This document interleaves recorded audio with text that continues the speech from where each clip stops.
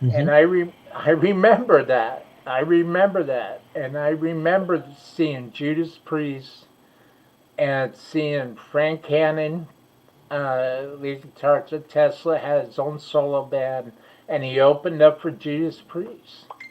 And this was when Tim Ripper Owens was Hmm. singing, and during the Jugulator tour, and Yep. I got Ripper used to be the singer for a tribute band, yes, that's right, that's right, that's a right. Judas Priest tribute band. They made that movie Rockstar Mm-hmm. was kind of a loosely based on him, Mm-hmm. with how he kind of got the gig with Judas Priest. The House of Blues Hollywood. You know,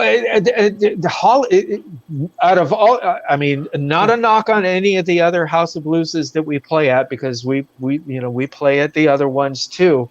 But there's just such a soft spot in my heart about the Hollywood one, because I think my first experience when we were headlining, and they gave us the headliners dressing room, is the thought that, oh my gosh, we're in the same dressing room Mm-hmm. that bands like Judas Priest, all of these other iconic bands, so, some of my favorite, like Cheap Trick, when they played there, we get to use the same dressing room that all of these bands, I have such a soft spot in my heart for. Yes.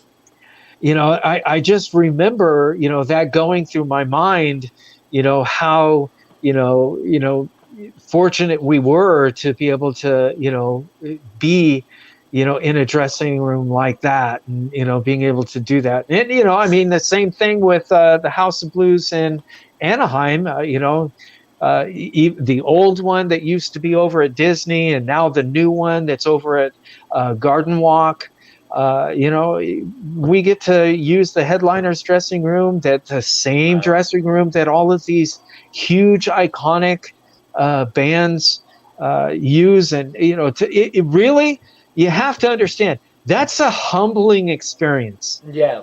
to be able to be, where, some people will always have a negative outlook on tribute bands. Not a lot of people, but there's people out there that will have a negative outlook. But by gosh, I get to do what I'm doing, and I get to do it, and I get to have these kind of dressing rooms. Come on, pinch me. Mm-hmm. Am I dreaming? This is a wonderful life. Would I rather be, sitting at home talking about the good old days, or would I rather be doing what I'm doing right now? Exactly. Babu! I'll Exactly. take what I'm doing right now. I love what I'm doing. I'm blessed to be doing what I'm doing. The people that I get to meet, all of these people that, come to the shows and want to have their picture taken with me after a show. People that approach me, Mm. I'll still never understand it, because I'm in a tribute band. I'm just portraying somebody else. But people come up to me and they want my autograph. That's hard for me to mentally digest, that It they goes with want it. my autograph.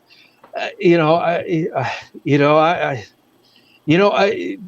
how well we get treated by the House of Blues Las Vegas. They treat us absolutely phenomenally. Yeah.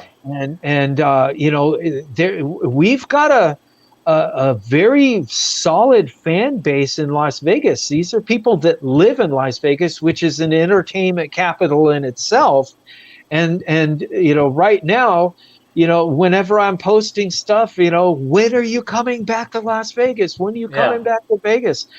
That's humbling. Yeah. That's really, I mean, that's something not to be taken lightly. That's something to be hugely appreciated. And so, by golly, if you would have asked me back in the 80s when I was playing original material, hey, someday, gosh knows how many years in the future, you're going to be, doing a tribute band where you're going to be portraying Axl Rose and you're going to have, be doing all of that stuff, I would have told you you were crazy, you know? But who's got a crystal ball? I don't, I you don't. know? And that's one thing that I've learned over all these years, is nobody's got a crystal ball. Nobody knows how the future is going to be.